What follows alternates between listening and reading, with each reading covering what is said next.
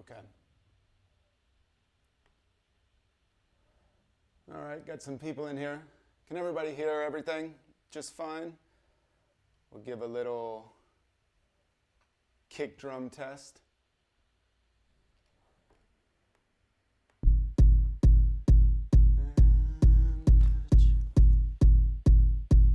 Okay.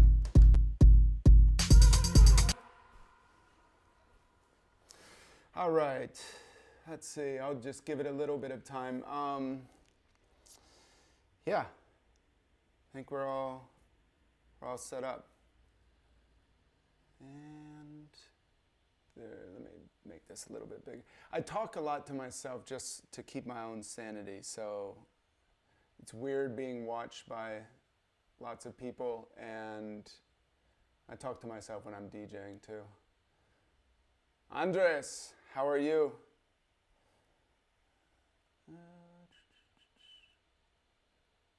Let's make this a little bit bigger. Does anybody know if there is a way that I can make the... I've never seen...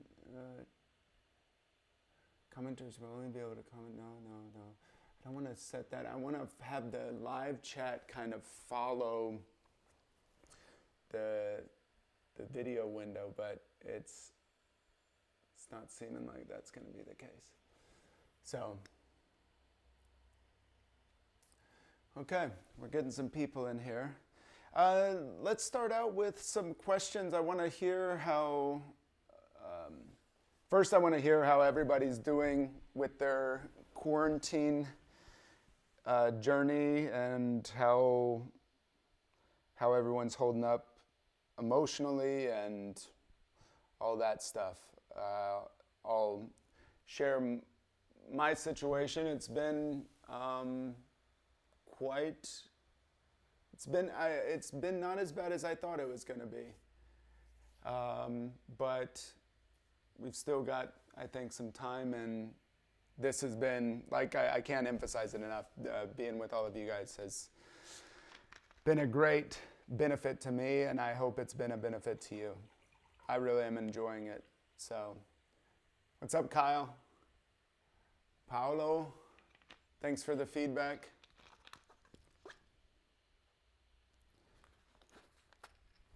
But yeah, what's everybody, where are you based? What's your quarantine situation? What's your feelings about it? And then in addition to that, also let me know what questions you've come up with if you've just started producing, or if you've been producing and you can't figure out a certain part of the process, or you feel like it could use some insight. Then I'll try to answer those things.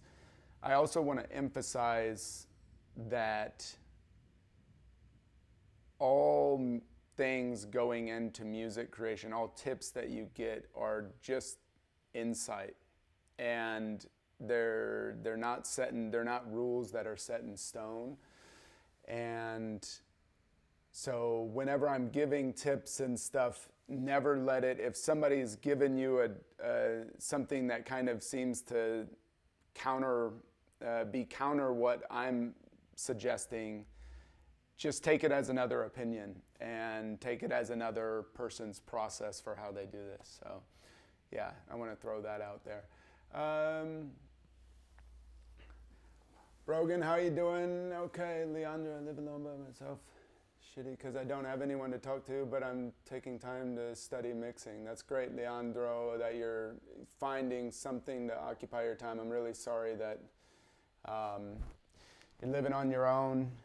Hopefully people can reach out and connect on these chats and kind of work together, figure out, ask how you're doing with the productions, and it's just a nice activity to hopefully take your mind elsewhere versus just always being in this COVID-19 thought loop, which can get out of control really fast.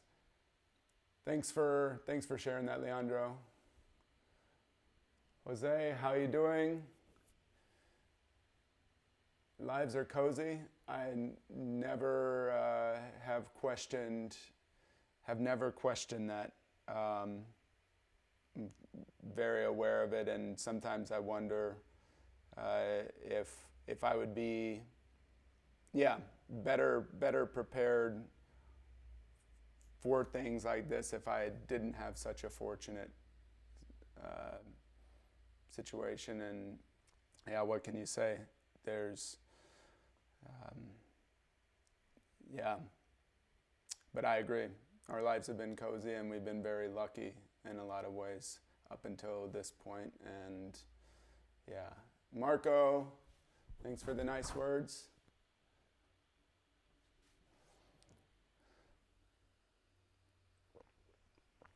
Okay, if no one has any questions, which I'm sure they do, but I will go through some of the questions that I got in the last 24 hours or so and try to address some of those. There was a good one here that I got on Twitter. Saw the other post where we walked through our Ableton workflows and arrangements. Pretty cool. A little stuck with my chord workflows at the moment. I've been absent of Ableton for 8 years. Maybe record a session. Okay. My chord workflows at the moment. So I am a sucker for more melodic type music. I really like the very atonal music as well. I love things like Rico and Oscar Malero tracks and some of the harder stuff that's coming out, as long as it's got a little bit of soul. But I ultimately always find myself gravitating towards melodic stuff with melodic elements kind of always catches me a little bit more. The interesting thing is I am pretty much the opposite of a real musician. Real musician being traditionally trained or whatever. I'm kind of a musical hack. And so it's been an interesting process to figure out ways that I, as someone that can't sit down in front of a piano and play out melodies. I know, thanks to a friend of mine, Sean, if you're out there, taught me piano, very basics of piano. And he taught me a lot about basic music theory. And what it also taught me is that I regretted not doing that sooner, not type of, or just, the idea was whenever I started producing, I said, well, I don't care about, I'm not doing pop music, so why should I care about chord progressions and music theory and all of this? And the reality of it is that music is just all frequencies, and music theory is just talking about how different frequencies work together. So even if you're not creating melodies, you're still dealing with the need to understand how frequencies work together. Like for example, it can be very helpful in mixing, for example, is figuring out like every sound has kind of a fundamental frequency. And then beyond that, you have multiples of these like secondary and frequencies, and being mindful of the fundamental frequency allows you to not carve out that part.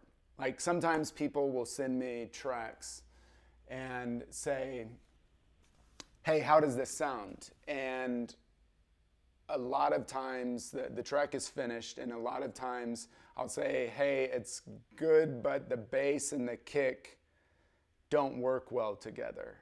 And the first answer, and this was something that I did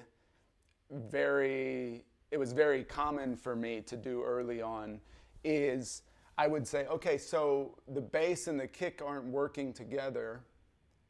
So what do I need to do to use an EQ or something to make the bass and the EQ, or the bass and the kick work together. So the uncomfortable answer a lot of times is an EQ is not going to solve the problem that of the bass and the kick not working together. And again, I want to emphasize this again. I've said it in previous workshops. I hear too often that, oh, we're gonna fix it and it'll get fixed in mastering. And yeah, that like I said, you can't lay an uneven subfloor at a house, like a wood subfloor, and then say, well, the tiling job will fix it. You know, you can't have an uneven surface like on your deck or on the wall and say, oh, the painter will fix it. You know, you're gonna have to, like, it's much better to get your source material super strong. And in the best case scenario, a really well mixed track, I do agree that you need more cowbell. I want to go back and walk that back. It always needs more cowbell. Maybe a little bit of donk as well. But yeah, if you can get the source material going well, then best case scenario, a mastering engineer's job is going to be really easy because there's not going to be a lot for them to do. But sometimes back to when people say, well, what do I need to do with the EQ? Sometimes the uncomfortable reality is you just need to change the sound. So a lot of times people get to the end of a track and then they start thinking about mixing issues that maybe would have caused a little less heartache if you thought about them from the beginning. And what I mean by that is, you know, get the stuff, tune stuff, get stuff in the right tune, in the right key and everything as you're working, so you don't have to go back and start reconfiguring pieces of this really complex jigsaw puzzle. If you start out being mindful of that right away, you're going to be much better off. And what I would say, two things I would say, is if two parts of a track aren't fitting together, in this case because of dance music and techno, the bass and the kick are going to be often things that aren't working well together. Before you touch an equalizer, mess first with the tuning of the thing. And something about the tuning with the kick is you can't really, if you start tuning a different kick, unless it's actually made from a synthesizer where it's actually generating the tone, you can't mess with the pitch too much of a kick sample because it'll lose its whole, like I was talking about with the fundamental frequencies, it'll lose a lot of that power. So a lot of times if you need to adjust the kick and you're using samples, a lot of times the best option is going to be to change the sample, which is not always the thing that people want to hear. So that's one thing. So first, check the tune of things, and play around with the bass line and play around with the notation of the bass line. So maybe it's not working, maybe it's feeling kind of muddy. Just step up the bass a half a step or down a half a step. And again, if that's the first elements of the track that you're doing, then it's a lot less heartache because then you're going to build everything kind of in tune with whatever you start with. Another thing is if it's not working together, before you touch an equalizer, mess with the volume. The equalizer, if you look on a mixing console, there's a very real reason why the faders are closer to you in the mix position than the equalizer knob. And it's because the faders are going to be used a lot more, and the faders have a lot more utility. And a lot of times we think that if we just carve out a sound, but sometimes we just need to adjust the volume of where something sits in the mix. So that would be my little piece of advice. Leandro, I asked you about mixing on Instagram, about getting something like truncate, multiplies, low end. I've been trying to get something to move the body working along with the kick. Another example is drone search, steady pulse. Okay, let me pull up one of those tracks and see. Since you've got truncate samples in the sample pack, let's pull up the truncate track you mentioned, Multiply. I'm always giving him a hard time about I'm always trying to use the names of his tracks whenever I comment on his posts and stuff. Dorky humor, I know. Truncate.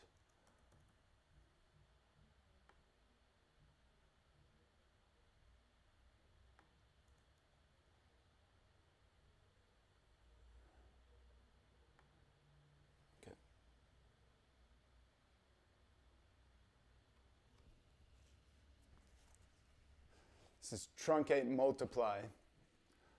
It's on the 17th release of his record, on his label.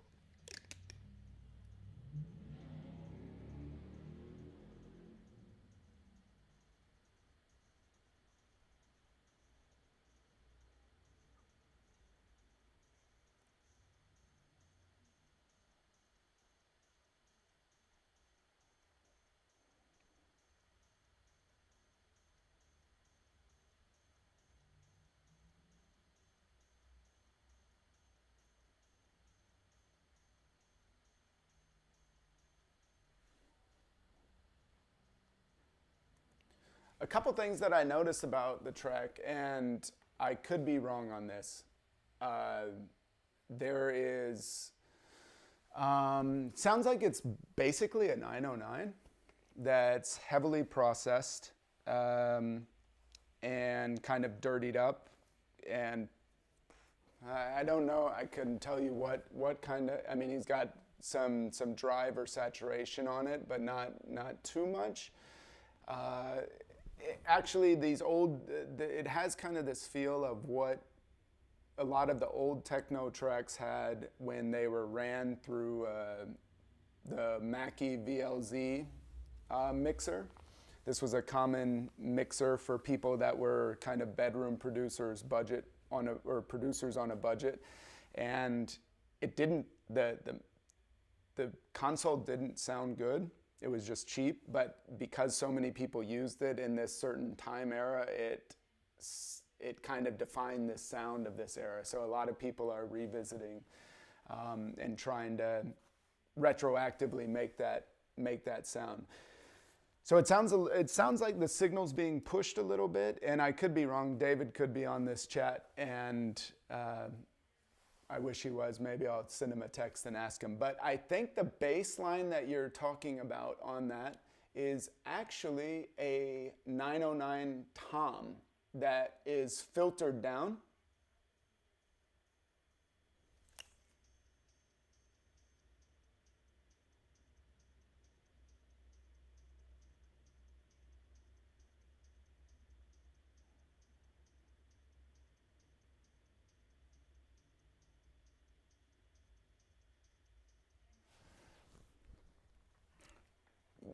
Yeah, it sounds like a 909 tom that's filtered down. That's another thing is that to get you can get creative with bass lines. Bass lines don't always have to be a synthesizer making a bass line. It can be toms, pitch down toms. You have to play around with the filter a little bit to get them there. And it can also be actually kick drums. Kick drums can be really nice for bass sounds if you bring up the attack. So there's not that transient at the beginning, the little snappy part of the kick drum. Bring up the attack on a kick. So let me just use this kick as an example. So obviously now it's your standard kick. Let me duplicate this.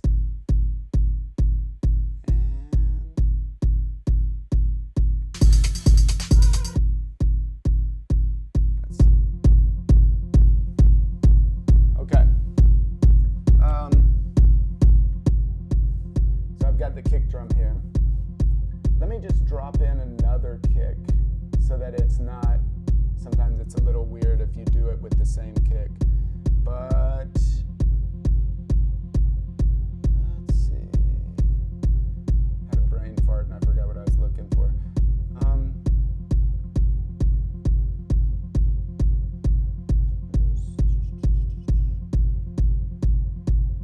Let's go ahead and use one of Truncate's kicks. By the way, I've got a lot more samples that are getting, it's been incredible the amount of people that have, friends that have offered up sounds, and I'm trying to sort through it. I don't want to overwhelm people with giving too much too many samples at once. I find that if you just kind of learn to work with what you have, then that's a lot better than just throwing new sounds at the problem. But there's been incredible amounts of samples, and I'll keep adding and updating this. So let me just do this. By the way, as I'm giving mix tips, I'm on a pretty beat up pair of old Sennheiser headphones that have been really beat to hell over 10 years of DJing, and I kind of retired them, and they're my headphones that I just have whenever I'm at the house and I don't want to drive my wife crazy with the techno music playing on my laptop. So I might be making sounds that don't really translate so well on sound systems, so bear with me on that. In fact, this sound is weird, so I'm gonna bring this.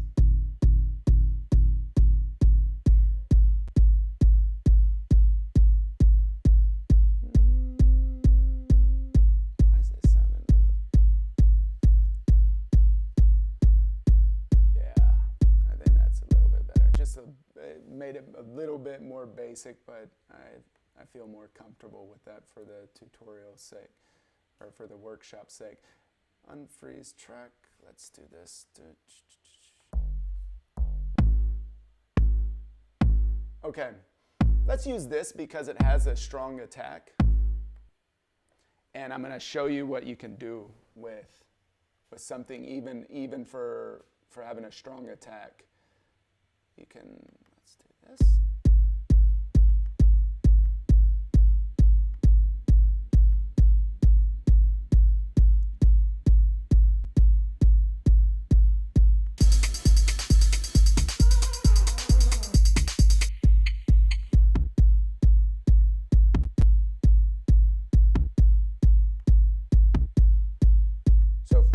Thing we're going to do, we're going to filter it down. Well, let's bring up the attack first. So here's what it sounds like in its regular form. Bring up, but it's pitched up. So let's bring it down. C3 is always, pretty much always the default setting in samplers. If you want the pitch to be the normal pitch of the sample that you loaded in, C3 on the keyboard is going to be the sound that you're going to want to trigger. So that's what it's sounding like right there. I'm going to bring up the attack though. Maybe I'll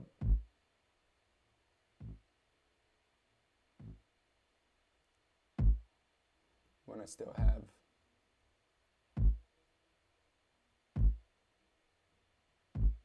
So I've taken off that, there's the attack. Hopefully you can hear the difference. And then I'm going to filter this down.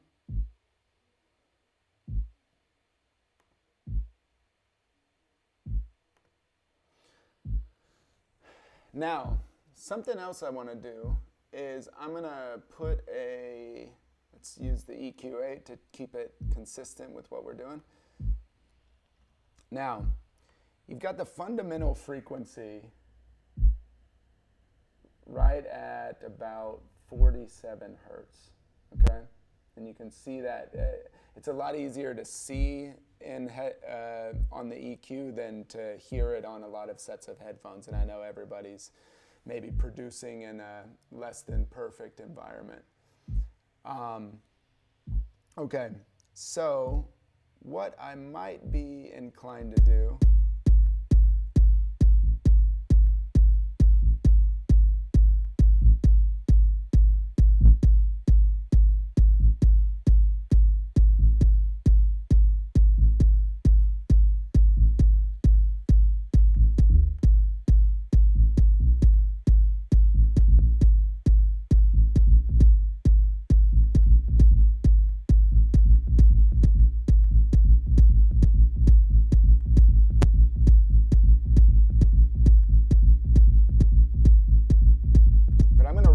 because this bass line, I'm going to roll off the low end.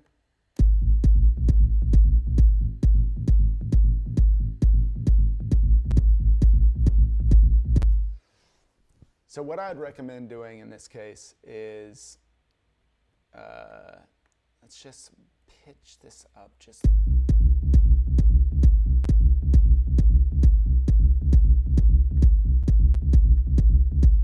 Now we've got our fundamental frequency a little bit. You can roll it off a little bit, but it's sitting around I think about, let's see, about 66 hertz. Which, if you look at the kick drum, let's drop an EQ on the kick. You're going to see the fundamental frequency here sitting right around 47. Okay, so you've got it a little bit positioned off of the, a little bit off the kick drum's back.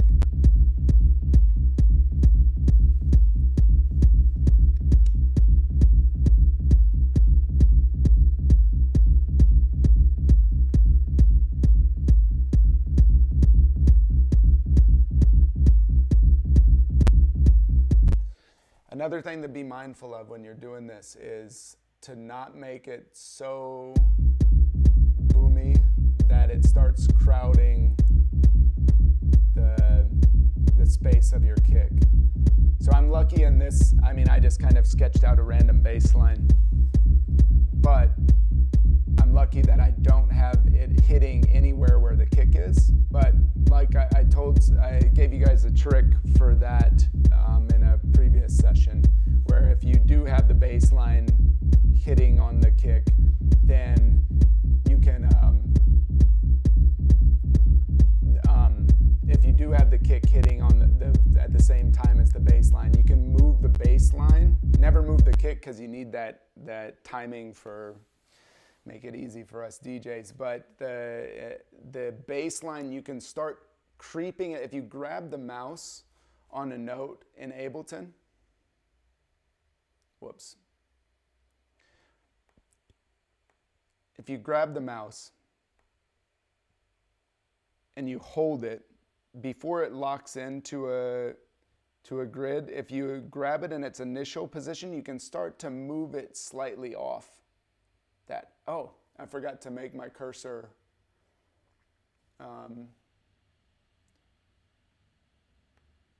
grandpa sized. Sorry about that. Get the accessibility.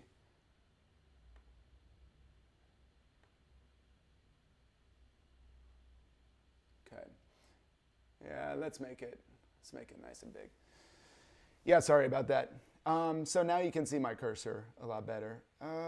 But if you grab this, you see where I'm working with this clip. If you grab it and you just gradually inch it off the grid, then you can create some space for that kick drum to breathe a little bit and have the bass line already pulled off of that transient of the kick drum, which helps a lot.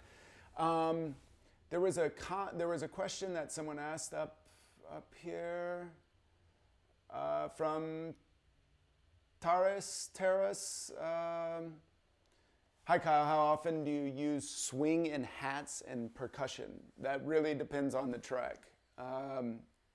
I find that swing has been a little bit lacking in tracks. This is just my personal opinion, but I find that swing is a little bit lacking in tracks at the moment. I think a lot of people, like for example, the dope for this Mac 16 sequencer that you see a lot in studios.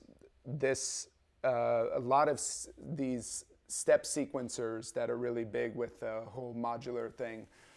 The dope for specifically does not have shuffle or swing to it, and as a result, it's creating a lot of this aesthetic that's and that's one of the things I love about using things like piano rolls in Ableton, and I mean a lot of like an MPC has incredible swing and shuffle to it, but yeah, so it's a case by case thing, and really just go with the feel. I find even on tracks that you want to be pretty straightforward with the groove, you can still offset certain parts of the track where it still gets a little bit more of a human feeling to it.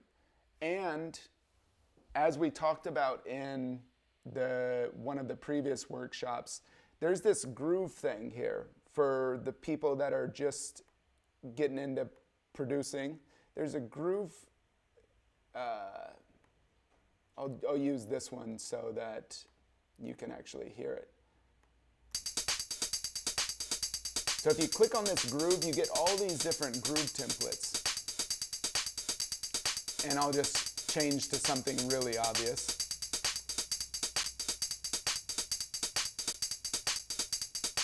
Okay? And then the timing kind of moves from how far off it swings. And then if you have the timing right here on the left side, right below where you have these guys, if you bring the timing down, it basically turns off. If it's all the way down, it goes back to a straight 16th note. But if you bring it up, then it's a very drastic swing. Okay? So, but something that I really enjoyed doing, because even when you apply swing in that regard, it still has, it still is a consistent swing. And if you think about the whole idea of swing was to make it a little bit looser of a groove and to push the notes slightly off the grid.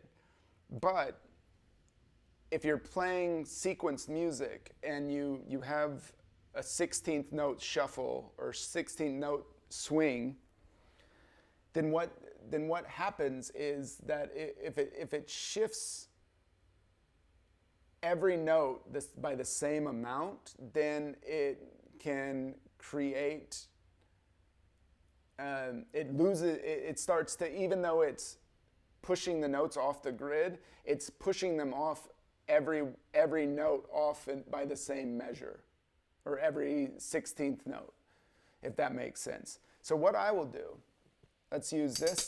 This has got nothing, no swing on it. So I'll take these notes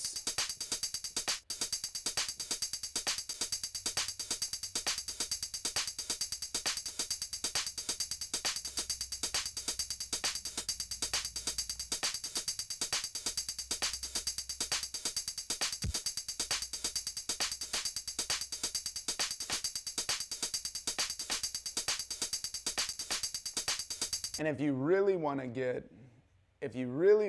crazy with this, something you can do, here's a little trick. So create a new MIDI track and set it to record. Say you want to make this really crazy, right? Okay. First off, let's undo all the work I did. So we'll have it be a straight groove.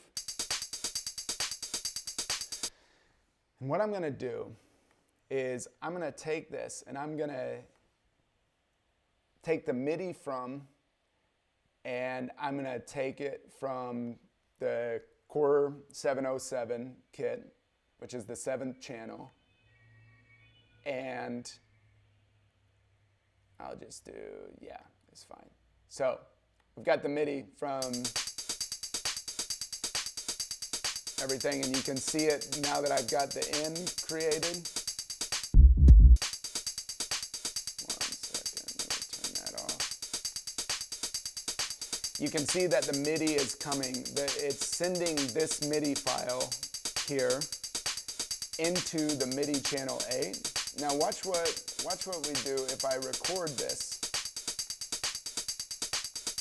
So I'm going to grab all this while it's recording.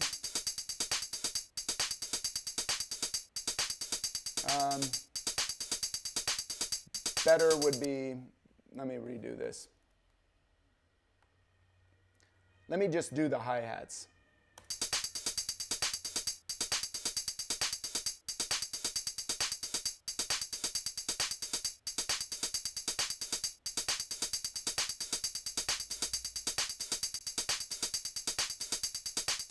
Okay.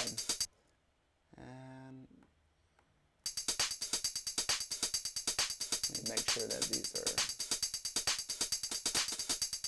I'll bring up the volume so you can hear a little. So I'm going to record this. I'm going to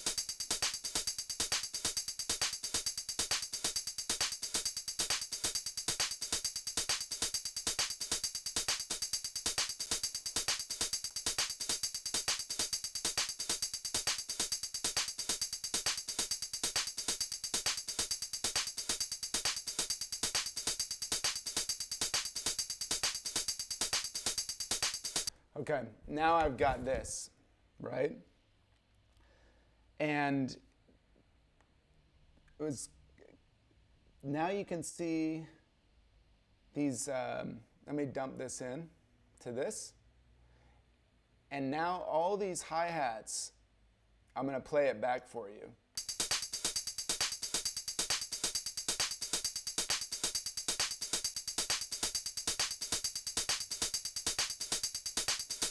So there's no swing applied to this track, but I kind of created my own imperfect swing to the track by just taking your mouse, highlighting the original MIDI clip, and grabbing some of the MIDI notes and just kind of slowly moving them back and forth with your hands to just create a little bit of a humanized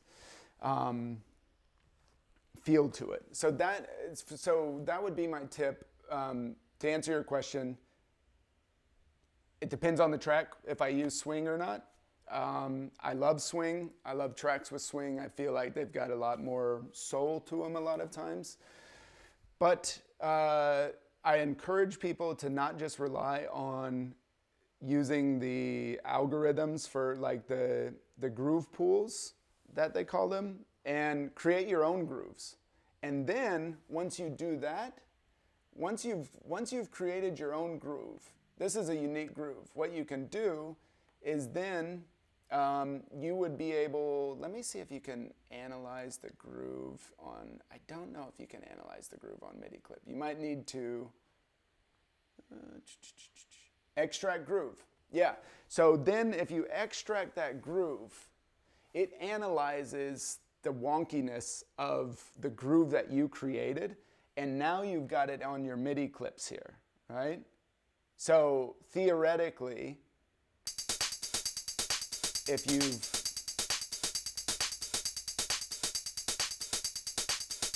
it's emulating the groove that I basically built myself by shifting the MIDI notes, if that makes sense. Let me go back to some questions.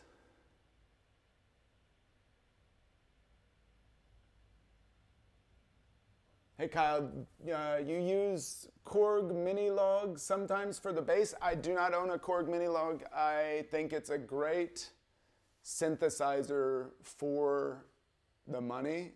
When I first got into production, the idea of having a true analog, and I think it's duophonic. It's definitely not monophonic. I don't remember if it's duophonic or there's some other term for two voices, or it might be polyphonic. But I think the polyphonic version, they came out with a polyphonic version and it's like $700, which for what it is pretty amazing. So I don't use it, but I think it's great. Looking good with the big mouse cursor. Easier to follow, thanks, no problem. Thanks for suggesting that. You mentioned a few times that some sounds may not translate well on a club sound system. This is a question. What's the best way to check for that if you can't listen to your music on a full club system or in a high-class studio? That is a great question. Something that I do, and here, this is a plugin that I use, but it is not necessary this is a plugin from Plugin Alliance, but I can show you what I recommend. And what I would recommend, Dennis, is to have reference tracks, because you can never test I mean, I think I read somewhere that Underworld at some point had a Function One, like miniature Function One studio or rig in their rehearsal room. So they had a little bit of an upper hand, and probably more money than I do, definitely. But what you can do, Dennis, is if you have reference tracks, you have those tracks that you've heard in clubs, and you have those tracks that you know sound amazing in clubs, put those tracks in your session. Make sure, the big thing is, and the reason I love this plugin, is that the important thing if you use reference tracks is that you have to have them at the same volume, or it'll start messing with your head as far as if the louder track will always sound better in your head if you're in an imperfect environment. So keep that in mind. The reason I love this is that right here, if you look, it matches. So I'll show you what it does. So let me just pull.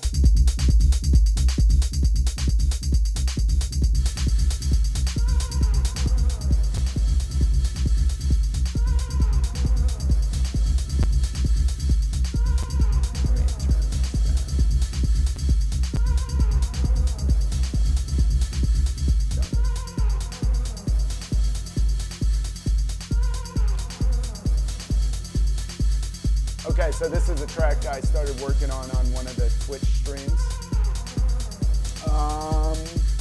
And what this plugin does, I've got it on the master channel. I've got tracks that I just know sound good on club sound systems.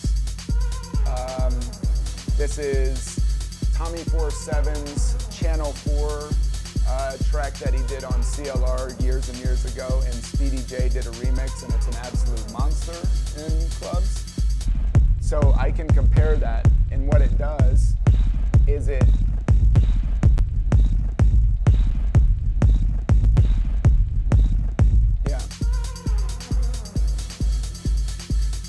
I need to, if I match that.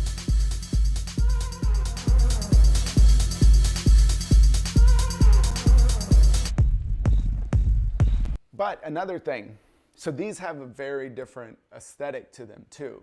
So you don't want you're not gonna have this Speedy J track, for example, the bass is so rumbly and so low and just sounds amazing, but not every track is gonna have a rumbly and low bass. So this plugin from Plugin Alliance, it's a little bit pricey, but it goes on sale a lot. Like I would never pay the full price for this, but it's like $200, but then like it feels like once every 2 months it goes on sale for $50. And then there's sometimes even crazier specials. But you can put 16 different tracks in here, right? So now 2 of them are truncate tracks. And I try to choose tracks that all have incredibly different feels to them. So this track is from Randomer and Hodge. I absolutely love it. I feel guilty for how often I'm playing this track in my sets. Another thing I have is just manual. Okay. Let me do this. No. So I've got it, you can also set it to sync so it kind of emulates the exact same place that it's at on the grid. So now I've got it. This track is, I don't know, I've asked Randomer how they did it. If you look at the waveform of this track, it should not sound good. It's like super limited, super compressed. It's in a production class like this, it would be like, I feel like it would not be what I would recommend doing, but this track sounds amazing on big sound systems. So it goes back to show that rules don't always apply. And I can't always explain why things sound good and why they don't. But I do know that this track sounds good. So I can scoot it up on this.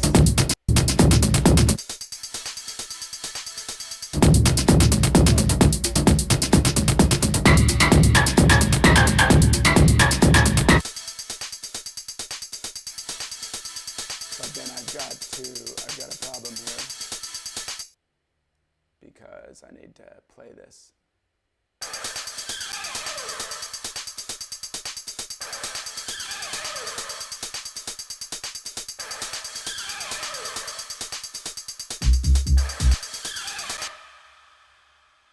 Something is not. Oh, I started this track in arrangement view. That's why I couldn't figure it out.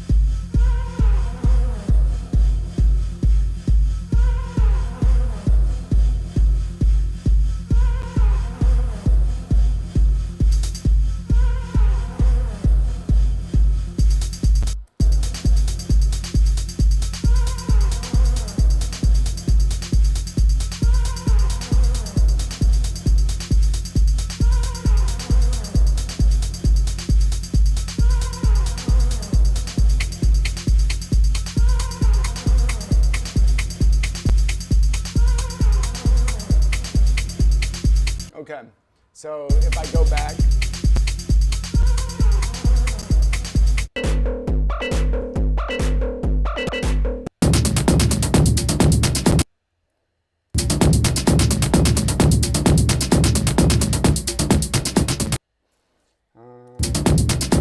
see, for example, this isn't, the feel of the track is so different that it doesn't make a lot of sense to compare it to that. But if I had something like this, bell from trumpet, I can kind of get a feel that even on my beat up headphones that this track needs a little bit more oomph to it.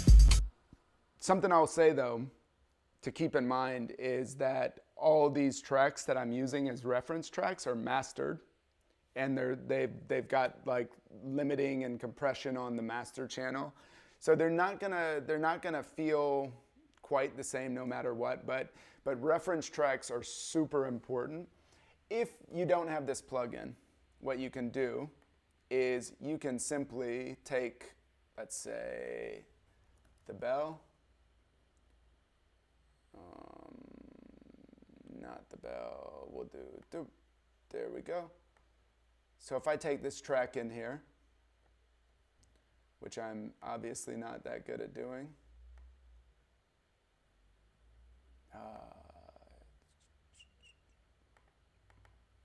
Let me do the actual Finder window. Better yet.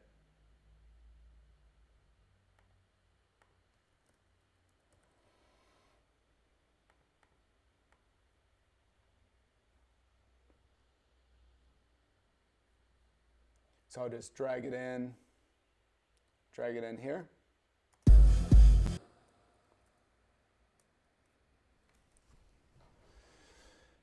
And so now what you can do, always keep that muted. And then solo it. Obviously this track's a lot louder right now, so I might bring it down.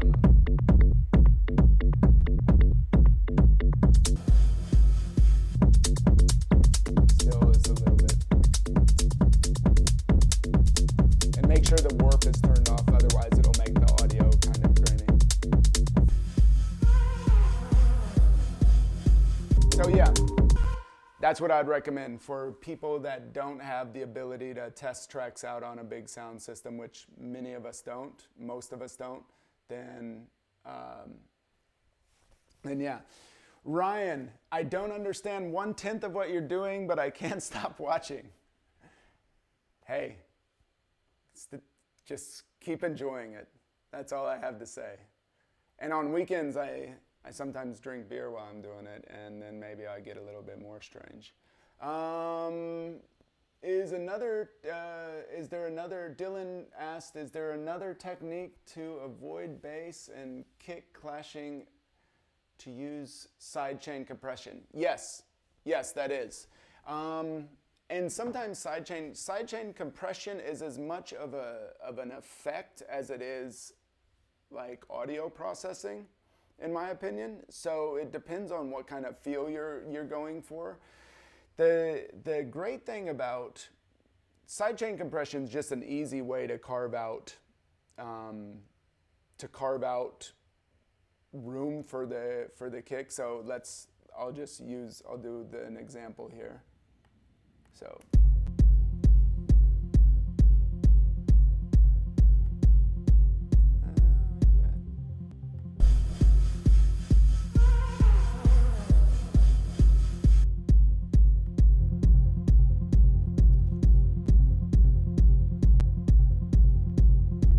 And for those who are wondering what that crackling in the audio is, I'm really sorry. It is a limitation as soon as you start streaming, the processor capacity just goes absolutely bonkers, and it does not like it.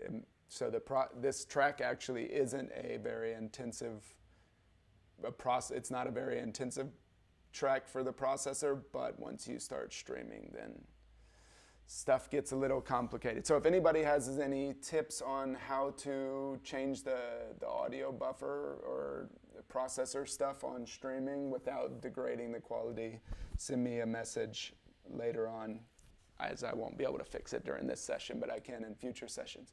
Sidechaining. So here's my bass line. What Dylan mentioned, I'm addressing that. And what you do is you say, okay, I want to compress this, which let's first just look at what a compressor does. So you've got this. Let me freeze some of this nonsense. I'm having to do this a lot for these sessions because of all the hiccups. Freeze track. And I talk a lot to myself when I get nervous.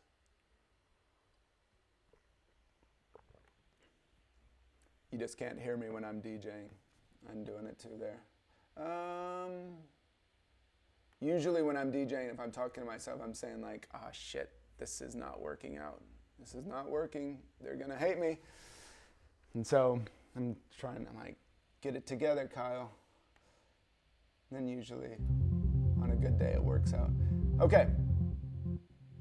So you can see, let's turn the sidechain off.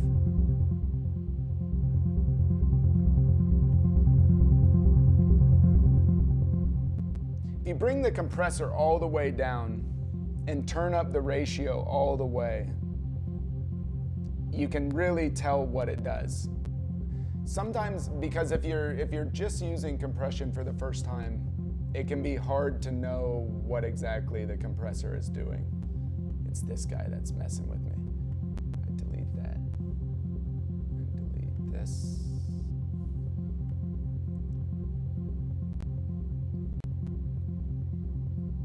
Okay, so let's bring up this compressor.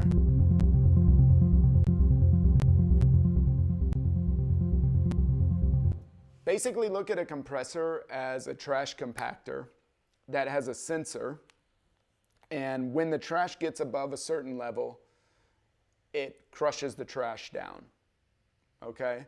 And you can say how much you want to crush it down. The threshold here is basically that limit. So right now, if you see the threshold here, the compressor is doing absolutely nothing, okay? Now, once you bring it down, then it starts triggering, and you can see the gain reduction here. That's what GR stands for. Now, if you set the ratio to this, it's saying for every decibel that it goes above the threshold, you're going to compress 4 times that, okay? So, the great thing about production is you don't really need to always understand it if you're willing to be patient enough to play around with stuff and see how it sounds. And so people are always, compression is one of the hardest things to understand. I personally am not that good at compression. I avoid it if I can. I use sidechain compression a lot, but I'm using it much more as an effect than for actual compression. But compression is a very hard thing to wrap your mind around. And the answer that you're always going to hear, or the right answer for me, is how do I use a compressor? You use it until it makes the sound better. So once you start diving in and playing around, you'll start to understand what it's doing. So the attack on the compressor is basically saying, okay, so when the trash gets above that limit, how many milliseconds after it gets above that limit do I want the trash to start compacting? Okay? And the release is, once it gets above that certain limit, how long do I want it to compact for? Okay? And it's all in milliseconds, so it's going to take some time to get used to. You'll become familiar with how long it is. But usually what I'll do for like kick drums, the thing is with kick drums is you want that transient to still go through if you're compressing a kick drum. So you don't want to compress before that transient gets through. So I usually do like about between about 30 milliseconds. Sometimes a little bit less. If you want a really, really punchy attack, like if you want that snap to come back, just bring the attack down and it'll create a little bit less of a transient and it'll define that a lot more. So yeah, play around with it. That's the best answer. But for sidechaining, what you can do is you can have that threshold be determined by another audio source. So in this case, I've got the source of the kick drum is set to trigger the threshold.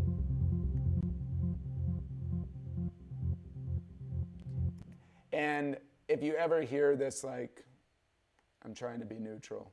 If you ever hear this EDM stuff, it's like kind of using the sidechain compression in such an obvious manner that you can hear it going like wow, wow, wow. That's sidechaining. So if I bring up, yeah, so.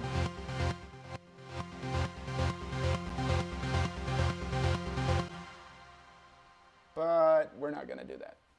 So you get the idea though. And sidechain compression can be super useful for carving out space for your kick drum with your bass line if you sidechain and run the kick drum to trigger your compressor for your bass line. Let's see other things. Favorite plugins. Oh, whew. That's a long discussion. Let me think on that. What's the name of the reference plugin? It is called Metric AB. It's on pluginalliance.com. I'll just write it down so that other people can have that.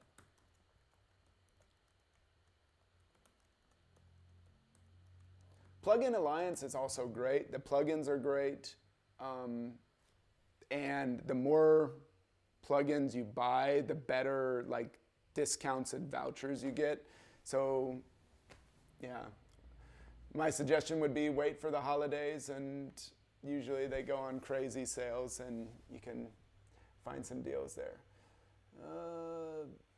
Okay, so now I lost my place.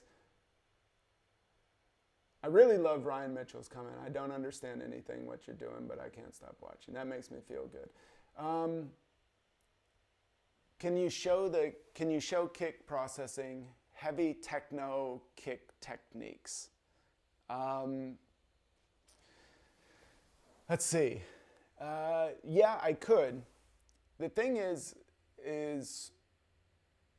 for me, techno was never made for earbuds, and it was made for big sound systems, and it always has been to me. A lot of times these like really heavy techno kicks, if you want to hear heavy techno kicks that are processed very well, I would say Perk does really good kicks that they're really dirtied up and processed, but they still punch through. Heavy techno has a lot of different definitions, right? But I think I'll be able to. Need to freeze this wavetable. The wavetable is such a great synth, but it is such a processor hog. For old school computers like my own. So you've got this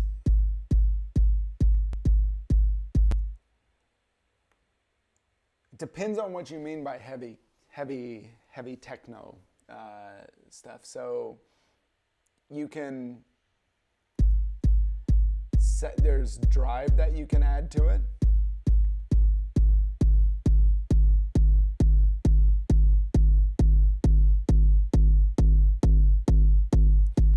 But if you notice, listen to what's going. So every time it starts like the more you distort something, the more that the kick drum starts to turn into what would be a square wave, and square waves are not gonna have that punch to them that you're gonna want for a kick drum. So keep in mind that making something, and a lot of times for hard or heavy techno, like a lot of the aesthetics of these heavy tracks, trust that the venues that are these tracks are being played in, these big warehouses and whatnot, the building that these tracks are being played in is coloring the sound as much as the tracks themselves. So I can't emphasize enough, do not overdo the saturation, the reverb, and any other kind of processing that you're doing for your kick, because it just won't translate on sound systems. So if you really want to distort something, if you really want to distort a kick, what I would do is this: duplicate it. Okay? Now we've got two of the exact same kicks. And you're going to have one dry and one wet, is what I'll say. So we'll just rename this so you can see what I'm... Kick 2, kick wet. And what I mean by wet is going to be processed. So the thing is I don't want the processing to get in the way of the body of the kick, because that body of the kick is what is going to, like, that's what you feel in your chest in nightclubs and stuff. So I've got two kick drums going, and let me just pull this up. And then you can get a little bit more liberal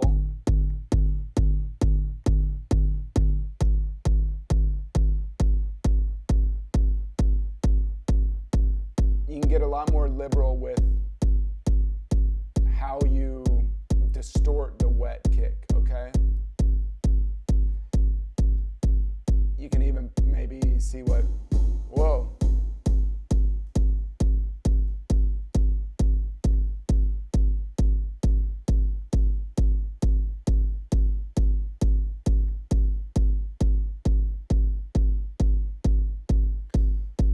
And then you can kind of mix the two. So there's like your completely dry kick. I don't like that reverb, by the way.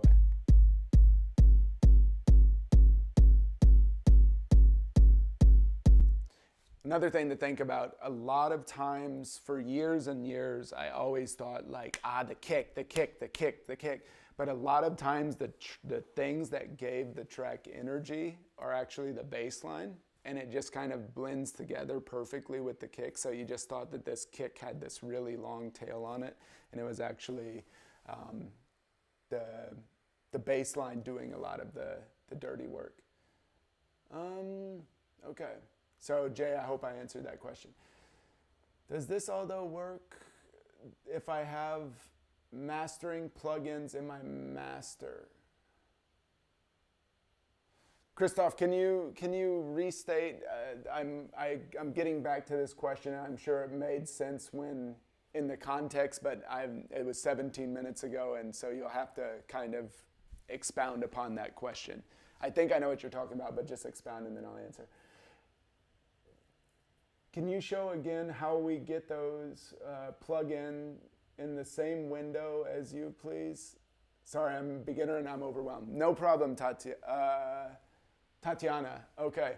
Can you show again how we get those plugins in the same window as you, please? So try hitting tab. Is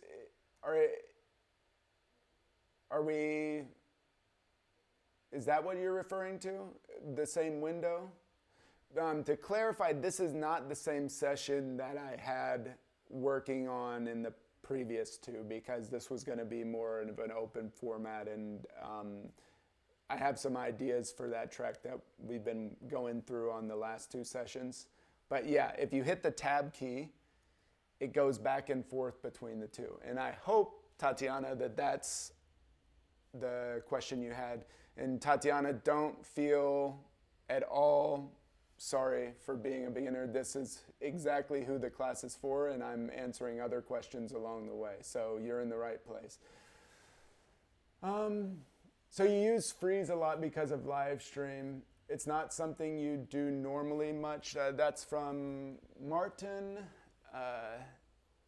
Martin, I think I'm saying the name right. I use freeze whenever I have to, but it's something that as processor or as once I updated my operating system, which I avoid doing because then it creates compatibility issues. This is an older computer, and as soon as I was forced to update the operating system because my operating system was too old for Ableton 10 whenever it came out, and that really started burdening my processor, and so I freeze a lot more. And the nice thing about freezing is that the sky's really the limit. You can have a very imperfect setup and you can still work with what you have. The nice thing about having a fast computer is that you don't have to spend as much of your time that you could be using to be creative to freeze and do all that stuff. But yeah, I use it whenever I need to. And sometimes I do and sometimes I don't.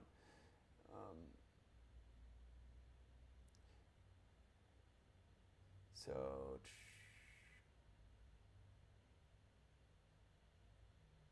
kick like, they're talking to be mad. Let's pull up that track.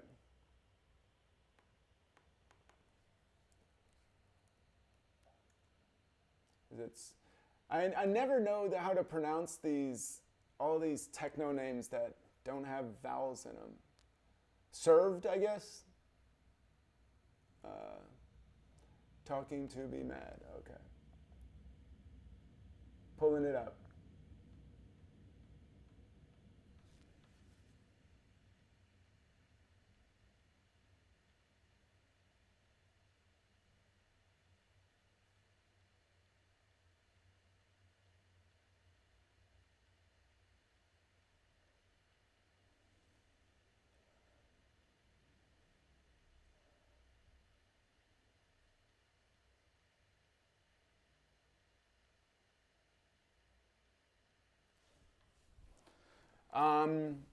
It's first off, Radio Slave is a phenomenal engineer.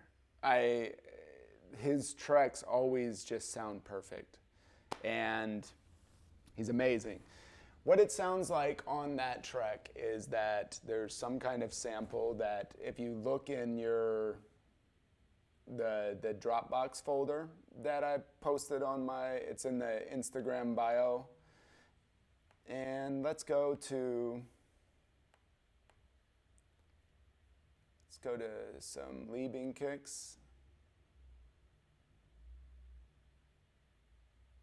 Oh, where were they? Leading kick selection.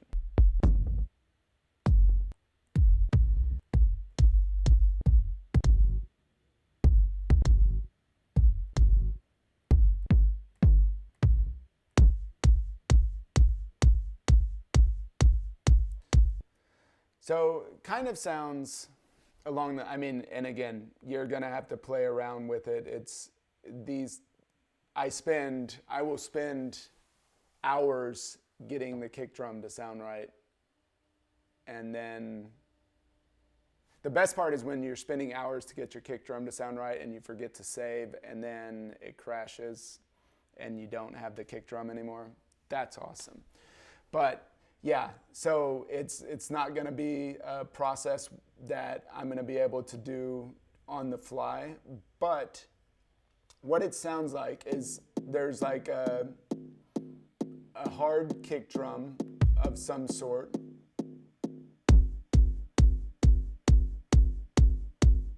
And there's like there's a tom or a little pulse bass line on the downbeat.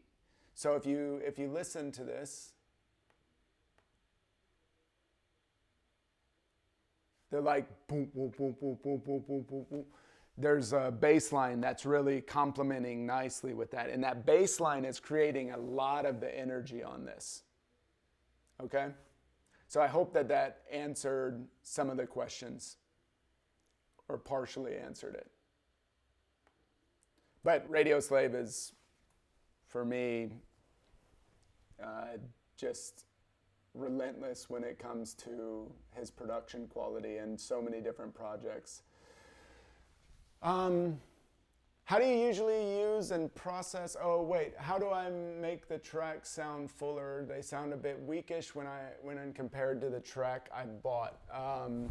Puya B, it's a good question, and the one of the answers is that it's just practice and experience. But also another thing is that, again, you're comparing a mastered track to an unmastered track. But a thing that I always say to do is to get full. It's kind of counterintuitive, because our tendency is we want to have, when we produce, and I'm bad about this too, when we produce, you want to like jam it out like you're in a club. But when it comes time to mixing and sculpting the sounds, when you're mixing stuff, you want to listen to it as low of a volume as possible, because it's the least confusing to your ears to have things going at a low volume, and you can really hear details. And another thing is give your ears rest before you start really critically analyzing. Even at low volumes, if you've been producing all day, sometimes you'll just find that every volume change, you change a volume of a bass line 5 dB up, and it sounds the same. One time it sounds better, and then 10 minutes later, 5 dB in the negative sounds better. And at that point, you just need to give your ears a rest and step back from the project and then go from it. A big thing about making tracks sound fuller is knowing where things fit in the space. And I'm going to post this link, actually. Let me find it here. This is super helpful.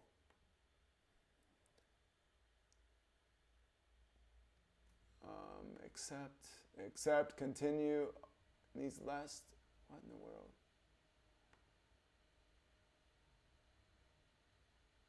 By clicking the button. Okay, this website got weird, but it might just be that I'm running like an ad blocker or something. So I'm gonna, yeah, I'll get it to you later so it doesn't slow things down. But if you just do a Google image search of like instruments and the frequency spectrum that they cover, it's really useful because it gives kind of a chart of the full frequency spectrum, and it tells what sounds kind of fit in what space. And the key to a full track is making sure that that whole frequency spectrum is accounted for. So a lot of times when we want to make tracks sound full, we want to pump up. Our tendency is we want to pump up the kick drum, but what I found a lot of times when my tracks aren't sounding full, they're actually lacking something in the mid-range or the mid-bass region. So consider that and let me know how it works. How do you usually use and process hi-hats? This kind of goes back to good source material. I'm not opposed to using samples. I get no joy out of bragging that I've sat in a studio for 8 hours creating a single hi-hat. I would rather spend my time on other stuff, but sometimes hi-hats can get a lot looser if you just put a little bit of reverb on it. A little bit of reverb and a subtle, subtle delay on that can go a long way. So let's just look at, it's really confusing for me to use two screens because I'm not used to it. Let's look at this one. I don't know why that. These are already processed, so let's do something else.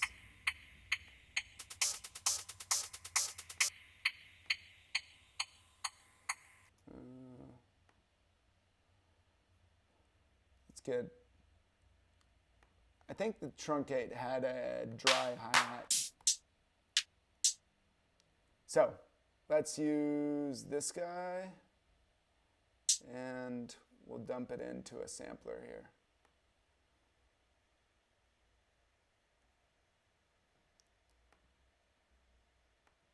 So if you just drag the sound into this, and let me just copy this.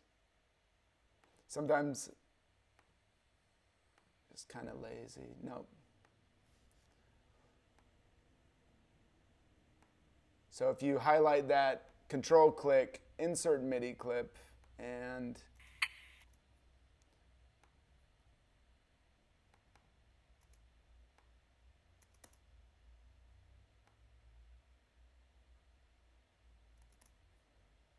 let's see.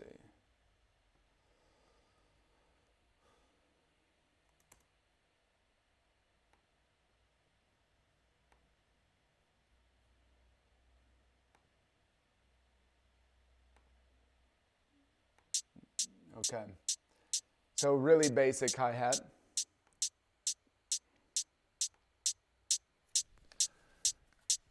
And it's super dry. It's kind of hurting my ears right now. So let's go to audio effects. Let's do just a little bit of delay.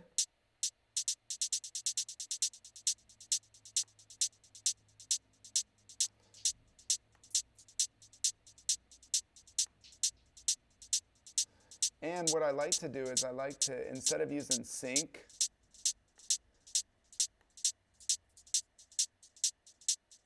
I like to just set it just a little bit off.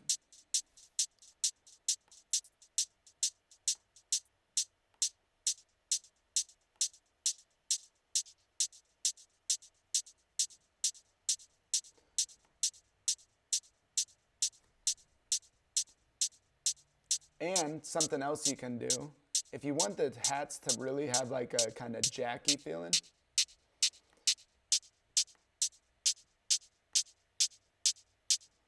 sometimes I'll have them hit, I'll have a pitch down one of them. And I've got it slightly, ever so slightly off the grid, right? So they're hitting at slightly different points. And you can get a little bit more oomph from them. And if you put just a little bit of reverb on it, that's 100%. Oh. Disconnected. Are we reconnecting?